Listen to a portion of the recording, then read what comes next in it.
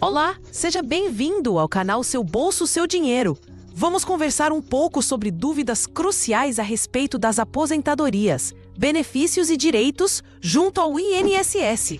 Neste vídeo, abordaremos questões frequentes como corte de auxílio-doença, golpes de aposentadoria, como lidar com pagamentos atrasados e o que fazer quando seu benefício é negado por problemas na renda per capita.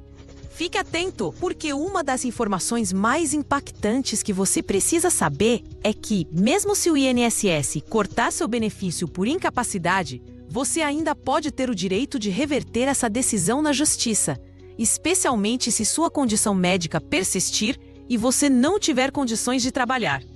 Isso é um direito fundamental que muitos desconhecem, e saber disso pode mudar o rumo da sua vida financeira e de sua saúde. Incentivamos você a comentar suas dúvidas ou a compartilhar suas histórias aqui embaixo. Sempre que podemos, respondemos a todos os comentários, pois sabemos a importância de cada pergunta e a relevância de cada experiência individual. Sua participação é fundamental para construirmos uma comunidade mais informada e consciente sobre os direitos previdenciários. Não hesite em perguntar, pois sua dúvida pode ser a dúvida de muitos outros. Um dos erros mais comuns e prejudiciais que vemos é a falta de conhecimento sobre como agir quando o INSS corta um benefício por incapacidade. Muitos segurados, ao terem seu auxílio-doença ou aposentadoria por invalidez cessados, simplesmente aceitam a decisão, mesmo que ainda estejam incapazes de trabalhar. O que poucas pessoas sabem é que a via judicial é uma alternativa robusta e muitas vezes a única forma de reverter um corte indevido. Imagine a situação de alguém que sofreu uma fratura grave, como a de um punho, e que, além disso, tem um problema crônico na coluna, como uma hérnia de disco, necessitando de cirurgia. Se essa pessoa estava recebendo auxílio-doença por anos e, de repente, o INSS corta o benefício, alegando capacidade de trabalho, mas a condição médica persiste, com fortes dores e limitações, a ação judicial se torna um caminho indispensável. É crucial procurar um advogado especialista em direito previdenciário de sua confiança. Esse profissional poderá analisar seu caso, reunir a documentação necessária, como laudos e exames médicos atualizados, e ingressar com um processo na Justiça para restabelecer seu benefício. A Justiça, por sua vez, realizará uma nova perícia, conduzida por peritos judiciais, que muitas vezes têm uma visão mais aprofundada da condição do segurado e podem atestar a incapacidade de forma mais justa. Não aceitar um corte indevido é o primeiro passo para garantir seus direitos. Outra questão de extrema importância é estar alerta para os golpes que circulam, especialmente aqueles que visam os aposentados e beneficiários do INSS. Você sabia que o empréstimo consignado é, infelizmente, um dos golpes mais recorrentes e que causa mais prejuízos? Muitas vezes, os golpistas se aproveitam da vulnerabilidade de quem acaba de se aposentar ou receber um benefício, oferecendo cartões e empréstimos com condições aparentemente vantajosas, mas que na realidade escondem juros abusivos e dívidas intermináveis. Um exemplo clássico é o de um aposentado que recebe uma comunicação informando que seu pagamento sairá em uma data futura.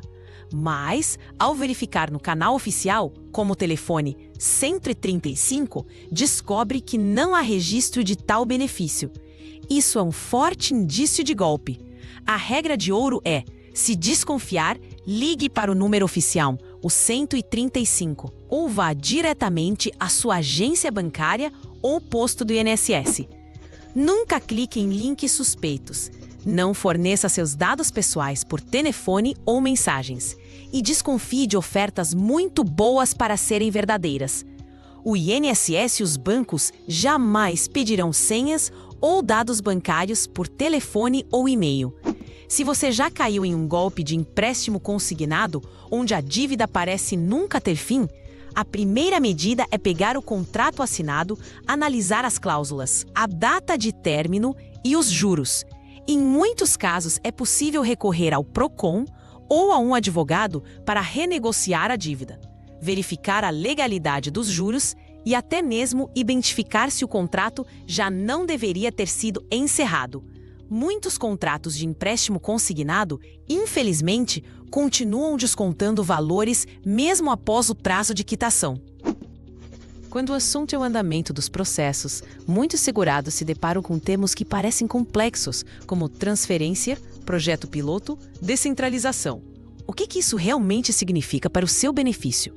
O INSS, em um esforço para otimizar seus serviços e atender a demandas específicas, implementa frequentemente projetos pilotos em diversas regiões do Brasil.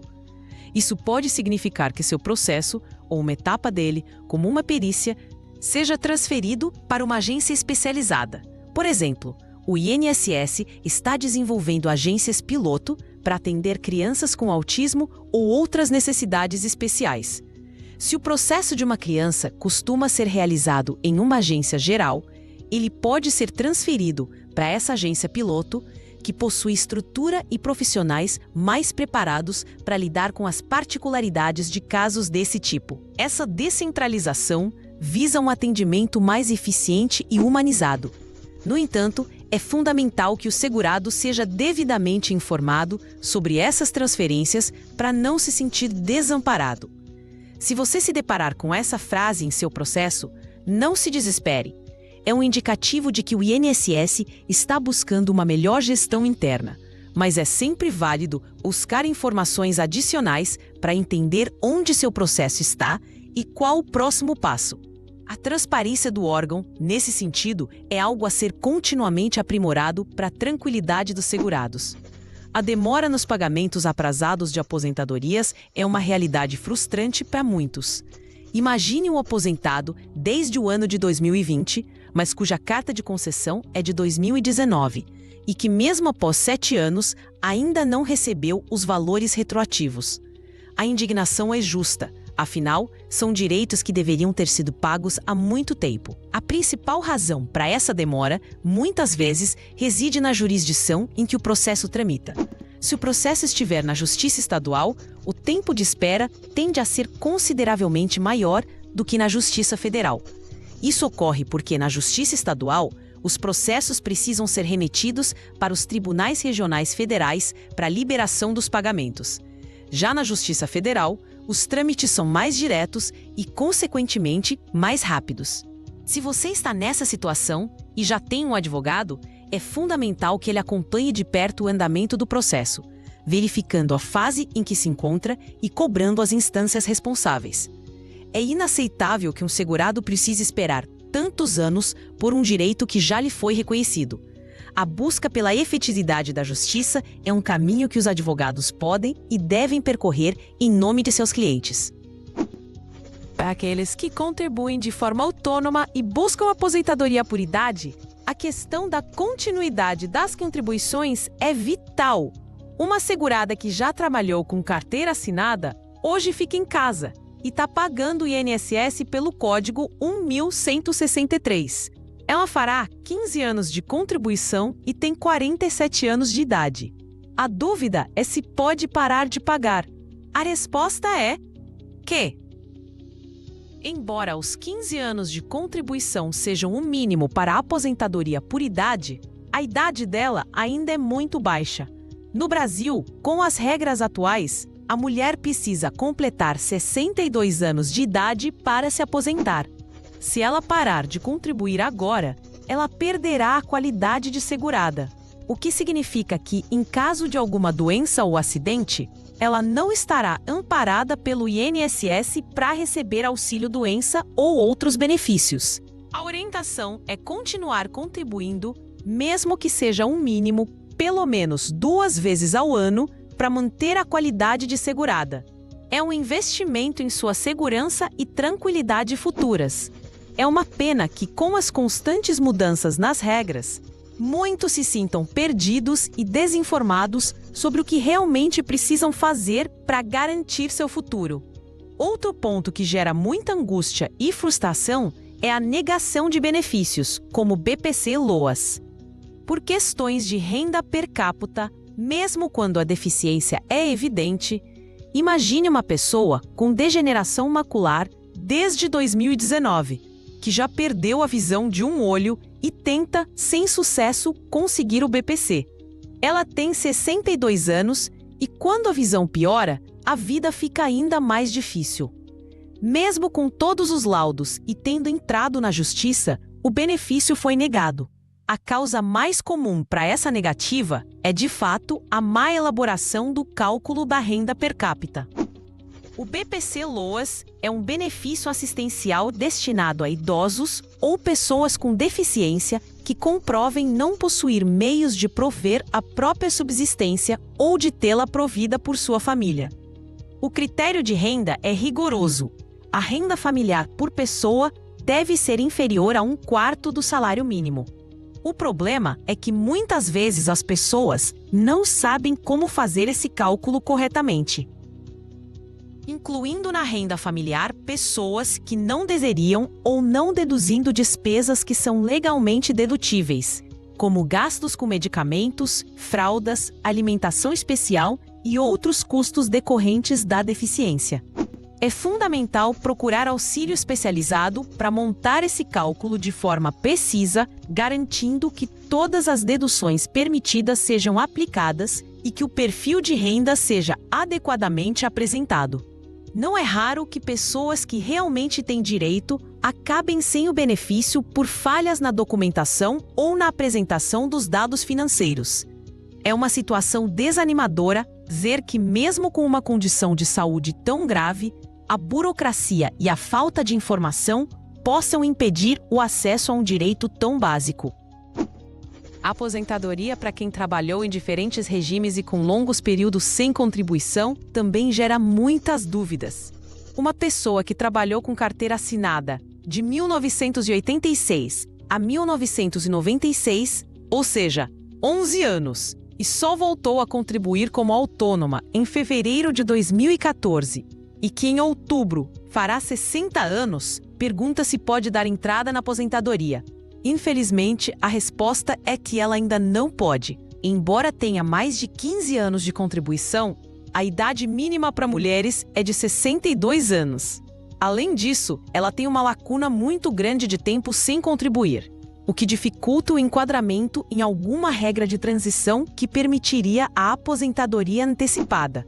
Ela precisará aguardar mais 2 anos para atingir a idade mínima de 62 anos. É frustrante pensar que, após tantos anos de trabalho, a falta de continuidade nas contribuições e as mudanças nas regras podem adiar tanto um direito tão esperado. É uma prova de que planejar a aposentadoria e manter as contribuições, mesmo que mínimas, é crucial para evitar surpresas no futuro. A combinação de diferentes vínculos empregatícios e o impacto na aposentadoria são outra fonte de questionamentos. Pessoas que trabalham em 2 hospitais, concursadas e pelo regime geral da Previdência, com 39 anos de idade e 62 anos de contribuição e planejam se aposentar no próximo ano, querem saber se podem continuar trabalhando em um dos hospitais após a aposentadoria. A resposta depende do tipo de aposentadoria. Se a aposentadoria for por tempo de contribuição sem utilizar o tempo especial, aquele período em que o trabalhador esteve exposto a agentes nocivos no ambiente hospitalar, ele pode continuar trabalhando normalmente. No entanto, se a aposentadoria for especial, ou seja, baseada justamente na exposição a esses agentes insalubres, ele não poderá continuar trabalhando em nenhum ambiente insalubre. A legislação entende que a aposentadoria especial é concedida justamente para compensar os riscos e o desgaste que o ambiente insalubre causa à saúde do trabalhador. E, portanto, ele deve se afastar desse tipo de atividade. É uma regra importante que precisa ser compreendida para evitar a suspensão do benefício. Para trabalhadores que atuam em profissões consideradas especiais, como soldadores, a aposentadoria tem regras específicas e que podem ser muito vantajosas. Um soldador de 54 anos e com 30 anos de contribuição pergunta se pode se aposentar. Sim, ele se enquadra na aposentadoria especial, mas precisa completar apenas mais 1 ano. Após a emenda constitucional de 2019, a idade mínima para aposentadoria especial é de 55 anos de idade. Portanto, ao completar essa idade e com a documentação correta, PPP, Perfil Profissiográfico Previdenciário, e LTCAT, Laudo Técnico das Condições Ambientais de Trabalho, ele poderá dar entrada no benefício. O PPP é um documento histórico laboral do trabalhador, que contém informações sobre a empresa, o cargo, as atividades exercidas, os agentes nocivos aos quais esteve exposto e a intensidade da exposição. Já o LTCAT é um documento emitido por engenheiros de segurança do trabalho ou médicos do trabalho que comprova as condições ambientais do local de trabalho. Sem esses documentos, a comprovação da atividade especial se torna muito difícil. É um direito conquistado com muito esforço e é fundamental que os trabalhadores dessas categorias conheçam e busquem essa modalidade de aposentadoria. A acumulação de benefícios também é um tema recorrente. Uma pessoa que sofreu um acidente de trabalho em 1994 e recebe auxílio acidente desde 1996 e que agora está dando entrada na aposentadoria por tempo de serviço como PCD e soa com deficiência, pergunta se pode acumular o auxílio acidente com a aposentadoria, já que a lei mudou em 1997. A boa notícia é que sim, ele pode acumular os dois benefícios. A regra que proíbe a acumulação de auxílio acidente com aposentadoria só se aplica a acidentes ocorridos a partir de 1997. Como o acidente dele foi em 1994, anterior à mudança na lei, ele tem o direito adquirido de acumular ambos os benefícios. É uma situação em que o direito do segurado é preservado devido à data do evento que gerou o auxílio. É um alívio saber que, em casos como esse, as regras antigas ainda garantem um direito importante. A ausência de qualidade de segurado e a possibilidade de requerer o BPC-LOAS para quem não contribuiu o suficiente são temas de grande importância. Imagine uma mãe que fez uma cirurgia no joelho esquerdo em 2020, sente muitas dores e o problema está afetando o outro joelho. Ela trabalha como autônoma, não consegue ficar em pé, mas não tem 15 anos de contribuição e não é segurada do INSS, tendo contribuído por apenas 3 anos. Se o período em que ela contribuiu foi há muito tempo e ela perdeu a qualidade de segurada, a alternativa é o BPC-LOAS para deficiente. Para isso, além da comprovação da deficiência, o que já parece evidente pelo seu histórico médico, é preciso comprovar a condição de miserabilidade, ou seja, que a renda familiar por pessoa é inferior a 1/4 do salário mínimo. É um benefício crucial para pessoas que, por diversas razões, não conseguiram manter a qualidade de segurado, mas se encontram em situação de vulnerabilidade. É uma pena que a falta de informação muitas vezes impede que pessoas em necessidade extrema acessem esse amparo. A revisão do cálculo da aposentadoria é um direito que muitos aposentados desconhecem ou deixam de lado. Um aposentado por invalidez que recebe apenas um salário mínimo, mesmo tendo uma profissão com salário maior, como controlador de acesso. Pergunta o que fazer para receber o valor justo. Se a aposentadoria dele foi concedida há menos de 10 anos, ele tem o direito de solicitar uma revisão do cálculo do seu benefício. Infelizmente, é comum que o INSS cometa erros nos cálculos, resultando em valores menores do que os devidos. É essencial buscar um advogado previdenciário para analisar o histórico de contribuições, os salários de contribuição e o cálculo inicial. Se for identificado um erro, um pedido de revisão administrativa ou judicial pode ser feito para corrigir o valor da aposentadoria. No entanto, se já se passaram mais de 10 anos da concessão do benefício, o direito à revisão pode ter prescrito, impossibilitando a alteração. Por isso, a rapidez em buscar essa revisão é fundamental. É revoltante saber que muitos aposentados estão recebendo menos do que deveriam por um erro que não foi deles. Para os microempreendedores individuais, ou MEIs, a pontualidade no pagamento do DAS, Documento de Arrecadação do Simples Nacional, é vital.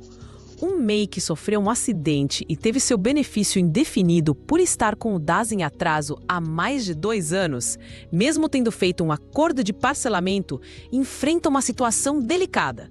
Se as guias do parcelamento foram pagas, ele deve entrar com um recurso junto à Junta de Recurso do INSS, apresentando todos os comprovantes de pagamento. O DAS é a guia que o MEI paga e ela inclui não só impostos, mas também a contribuição para a Previdência Social, no percentual de 5% sobre o salário mínimo. Atrasar esses pagamentos pode gerar o bloqueio de benefícios, como o auxílio-doença.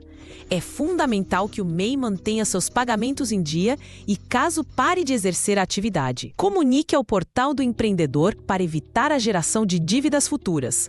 A burocracia, nesse caso, pode ser um obstáculo grande para quem já está fragilizado por um acidente. A aposentadoria por tempo de contribuição, para quem tem muitos anos de trabalho, mesmo com idade inferior à exigida, é uma possibilidade para algumas categorias. Um mecânico de máquina agrícola de 53 anos e 8 meses de idade, com 35 anos e 2 meses de contribuição, pergunta se pode se aposentar. Sim, ele pode. Com 35 anos de contribuição, ele já ultrapassa o mínimo exigido para homens na aposentadoria por tempo de contribuição. Se computarmos o tempo dele como especial, devido à exposição a agentes nocivos e condições de trabalho específicas da mecânica agrícola, ele pode ter ainda mais tempo de contribuição reconhecido, somando mais de 40 anos. A soma da idade com o tempo de contribuição pode atingir a pontuação necessária para a aposentadoria pela regra de pontos, mesmo com a idade relativamente baixa. Para isso, é crucial reunir a documentação específica, como o PPP e o LTCAT, que comprovem a atividade especial. É uma oportunidade para quem dedicou a vida a profissões desgastantes conseguir a tão esperada aposentadoria um pouco mais cedo. A transformação de auxílio-doença em aposentadoria por invalidez e a complexidade do cálculo são pontos que precisam de muita atenção. Uma mulher encostada há 15 anos por invalidez, com diabetes, pressão alta, hérnia de disco e outros problemas na coluna lombar, e que também trata do coração, com 55 anos de idade, pergunta se pode se aposentar. Embora ela esteja recebendo benefício por incapacidade temporária, auxílio-doença, há muito tempo, transformar esse benefício em aposentadoria por invalidez, aposentadoria permanente, pode não ser vantajoso financeiramente para ela. A fórmula de cálculo da aposentadoria por invalidez mudou após a emenda constitucional de 2019, e muitas vezes o valor da aposentadoria se torna menor do que o auxílio-doença que a pessoa já recebe, especialmente se ela recebe mais de um salário mínimo. Além disso, a idade de 55 anos ainda é considerada baixa para a aposentadoria por idade. É crucial que ela procure um advogado especializado para analisar o seu caso, fazer os cálculos e verificar se a conversão do benefício seria realmente vantajosa. Muitas vezes, permanecer com o auxílio-doença é a melhor opção, pois garante um valor maior de renda. É desanimador ver que, mesmo após tantos anos doente, a pessoa ainda precise se preocupar com a complexidade das regras e cálculos para garantir seu sustento. Finalmente, reiteramos a importância de estar sempre atento e buscar informações confiáveis. Os seus direitos previdenciários são um pilar fundamental para sua segurança e bem-estar. Não hesite em buscar orientação profissional de advogados especializados em direito previdenciário, pois eles são os mais indicados para analisar cada caso individualmente e garantir que você receba o que é seu por direito. A legislação previdenciária é complexa e está em constante mudança, o que torna a consulta a um especialista ainda mais relevante. Proteger seus direitos é proteger seu futuro.